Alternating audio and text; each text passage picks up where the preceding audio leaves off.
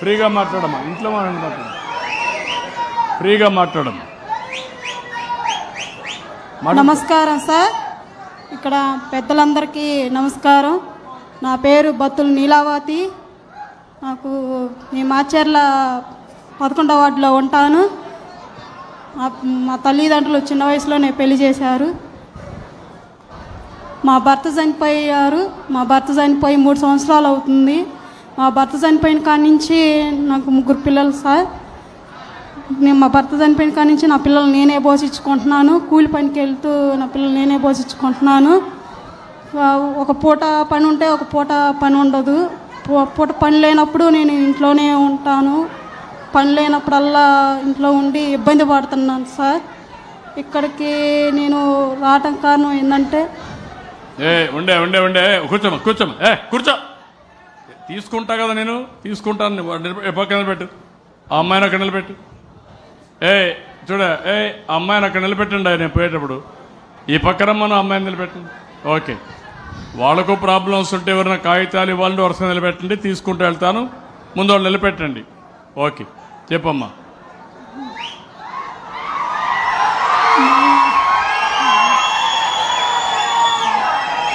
రెండు పనులు కావాలి, వాళ్ళ అవసరాలు కూడా తీరాలి, మనం అనుకున్న లార్జర్ పర్పస్ కూడా నెరవేరాలి. చెప్పమ్మా. ఓ పూట పని ఉంటే ఓ పూట పని ఉండలేదు సార్. పనులు లేక ఇబ్బంది పడుతూ ఉన్నాను. పిల్లల్ని చదివించుకుంటున్నాను సార్. ఏం చదువుతారమ్మా పిల్లలు? పిల్లలు పెద్ద అబ్బాయి 7వ క్లాస్ చదువుతున్నాడు సార్. 2వ అబ్బాయి 4వ క్లాస్ చదువుతున్నాడు. 3వ అబ్బాయి 2వ క్లాస్ చదువుతున్నాడు. ముగ్గురికి తల్లికి వందనం వచ్చిందమ్మా? వచ్చింది సార్. మీ ఇంట్లో పెద్దవాళ్ళు ఎవరన్నా, ముసలి వాళ్ళు ఎవరన్నా ఉన్నారమ్మా? ఎవరు లేరు సార్. ఎవరు లేరు సార్. మీ తల్లి గారి తల్లిదండ్రి ఉన్నారు సార్. వాళ్ళు ఉన్నారు సార్. వాళ్ళు ఏం చేస్తారమ్మా? మా నాన్న నాపరాయి పనికి వెళ్తాడు. మా అమ్మ పొలం పనికి వెళ్ళొద్దు సార్. మేము కూడా పొలం పనికి వెళ్ళి. మీ అత్త మామలు ఎవరు లేరా? మా అత్త మామ ఉన్నారు. మా అత్త మామ ఇడిపోయి ఎవరు బతుకులు వాళ్ళే బతుకుతున్నారు సార్. వాళ్ళు వేరేగా ఉన్నారు, నువ్వు ఒకటే ఉన్నావు. సార్, ఇప్పుడు ఈ అమ్మాయి చూశారు, పేద కుటుంబం, తల్లి తండ్రి కూడా పేదవాళ్ళు, కూలికి వెళ్తారు. అత్త మామ కూడా సహకరించడం లేదు. 3 పిల్లలు, ఒంటరి మహిళ. నీకు వితంతు పింఛన్ వస్తుందమ్మా? రావట్లేదు సార్. ఎందుకు రావడం లేదమ్మా? నాకు ఆధార్ కార్డులు సక్రంగా లేవని రాలేదు సార్. ఆధార్ కార్డులు పెట్టుకునేసరికి టైం అయిపోయిందని పెట్టుకోలేదు సార్. కదమ్మా, ఈ మధ్య మహిళ వితంతు పింఛన్ ఇచ్చాం కదా. ఈ మధ్య వితంతు పింఛన్లు ఇచ్చాం కదా. ఇవ్వలేదు సార్. భర్త పింఛను భార్యకి ఇస్తా అన్నారు సార్. పాత వాళ్ళకి ఇవ్వలేదా 3 ఏళ్ళు?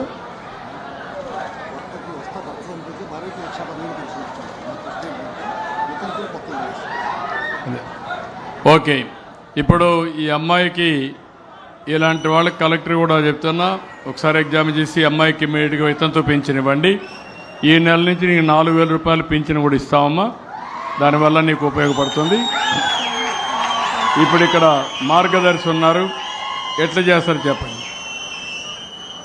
మార్గదర్శి, మీ పేరు చెప్పండి బ్రదర్. మీ పేరు? Good afternoon sir.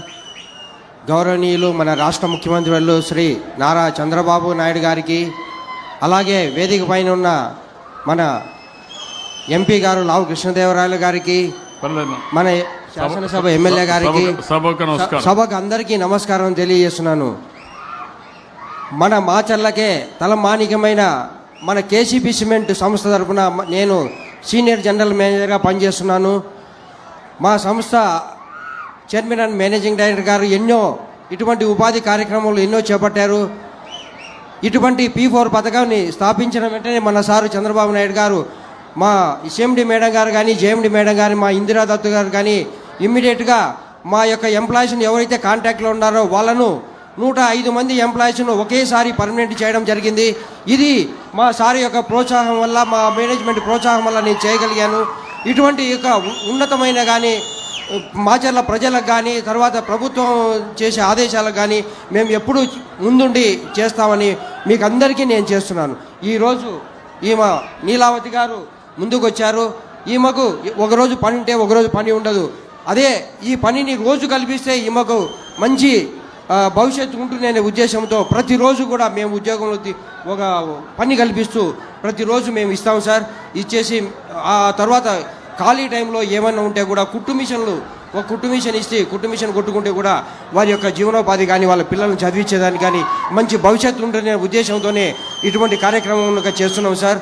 ఇంకా ఇదే విధంగా P4 కార్యక్రమంలో భాగంగానే ఇంకా కుట్టు మిషన్లు పంపిణీ చేసేదానికి మా మేనేజ్మెంట్ వారు కూడా ఈ యొక్క CSR యాక్టివ్లో ఒక 50 మిషన్లు శాంక్షన్ చేశారు సార్. అదేవిధంగా మేము తప్పకుండా ఏదైతే పేద ప్రజలు ఉన్నారో మేము తప్పకుండా చేసి వారి యొక్క అవసరాలను మేము తీర్చుకుంటూ ఉంటాం. ఆ ముగ్గురు పిల్లల్ని చదివించే బాధ్యత మీది. ఇప్పుడు గవర్నమెంట్ 15,000 ఇస్తున్నాం. అవసరమైతే మంచి స్కూల్లో పెట్టి ఆ 15,000 కూడా మీరు వాళ్ళకి ఫ్యామిలీకి సంవత్సరానికి వస్తుంది. అప్పటికి 4,000 ఇస్తున్నాం. మీరు ఉద్యోగం ఇస్తే కొంత డబ్బులు వస్తుంది. ఆ డబ్బులంతా కూడా పూల్ చేసి ఈవిడ బాగుపడడం, పిల్లల్ని ఉన్నతమైన చదువులు చదివించి మీరు వాళ్ళ జీవితాల్లో స్థిరపడే విధంగా చేసే బాధ్యత KCP తీసుకోవాలి. దానికి మీరు సిద్ధంగా ఉన్నారా లేదా? తప్పకుండా సార్. అది తీసుకొని ఇప్పటి నుంచి వాళ్ళ ఫ్యామిలీ ఒక ప్రణాళిక తయారు చేసి ఒక విజన్ తయారు చేసి ఆ కుటుంబాన్ని బాగు చేయాలి. ఈవిడ కూడా ఏం చదువుకున్నాం మనం? ఆ అమ్మాయిని కూడా కుట్టు పనులు కానీ ఇవన్నీ చేపించి ఆదాయం ముందు మీ దగ్గర పెట్టి ముందు మా దగ్గర ఉద్యోగం ఇస్తాం సార్. ఉద్యోగం పని కల్పిస్తాం సార్. పని కల్పించి ఒక కుట్టు మిషన్ ఇచ్చి ఆమె ఖాళీ టైంలో డెవలప్మెంట్ చేసేదానికి మేము ఆ ముగ్గురి పిల్లల్ని మీ పిల్లలుగా భావించి KCP చదివించే బాధ్యత మీది. స్థిరపడే వరకు మీ బాధ్యత. తప్పకుండా సార్. వీళ్ళే కాదు, ఇంకా అలాంటివన్నీ ఎన్ని కుటుంబాలు తీసుకుంటారో KCP ముందుకు రావాలి. ఓకే, మేము ఈ యొక్క ఇటువంటి స్వచ్ఛ ఆంధ్ర కానీ స్వచ్ఛ భారత్లో కానీ ప్రభుత్వం తరఫున కానీ మా KCP సంస్థలో కానీ మేము చాలా ఎంతో చేస్తున్నాం సార్. ఈ యొక్క పట్టణ ప్రజలకు మాచర్ల పట్టణ ప్రజల్లో కూడా తాగునీటి కానీ సాగునీటి కానీ మేము చాలా చేస్తున్నాం సార్. ఎక్సలెంట్ మా, నేను అభినందిస్తున్నా. KCP మంచి సంస్థ. కానీ ఇప్పుడు నేను కోరేది మీరు మేనేజ్మెంట్ మీకు ఎట్లయితే KCP దత్ గారు పైకి వచ్చారో ఈరోజు మీకు బంగారు కుటుంబాన్ని అప్పచెప్తున్నా. బంగారు కుటుంబం రేపు రాబోయే రోజుల్లో మార్గదర్శిగా తయారు కావాలి. 10 కుటుంబాలను ఆదుకోవాలి. అదే మీకు అందరికీ ఈరోజు చెప్పాను నేను. అంటే పేదవాడు ఎప్పటికీ పేదవాడుగా ఉండడానికి వీలు లేదు. పేదవాళ్ళకు కూడా తెలివితేటలు ఉన్నాయి. ఆ తెలివితేటలు ఉపయోగించగలిగితే మట్టిలో మాణిక్యాలు మన పిల్లలు. దానికి కావాల్సిన సాన పెట్టడమే. ఆ సానబెట్టే బాధ్యత మీకు అప్పచెప్తున్నా. Be clear. ఎన్ని కుటుంబాలు తీసుకుంటారో కలెక్టర్తో మాట్లాడండి. అవి కూడా తీసుకొని ఫోకస్ చేయండి. అలాగే సార్, తప్పకుండా సార్. ఏదైతే మేము స్కిల్ డెవలప్మెంట్లో భాగంగా కానీ నా మాట నువ్వు చేసిన పనులన్నీ అభినందిస్తున్నా. ఇప్పుడు స్ట్రైట్ క్వశ్చన్, ఎన్ని కుటుంబాలను బాగు చేస్తారు? Be clear. నువ్వన్నీ నాన్చొద్దు. ముందు మారిగా నా దగ్గర నానుస్తా ఉండేవాళ్ళు. ఇప్పుడు నాన్చే పని లేదు సార్. ఇప్పుడు అడిగిన దానికి చెప్పడమే. ఇప్పుడు 50 కుటుంబాలకు మేము కుట్టు మిషన్లు ఏర్పాటు చేస్తాం సార్. తప్పకుండా నువ్వు కలెక్టర్తో మాట్లాడి ఎన్ని కుటుంబాలని మీరు పైకి తీసుకొస్తారో.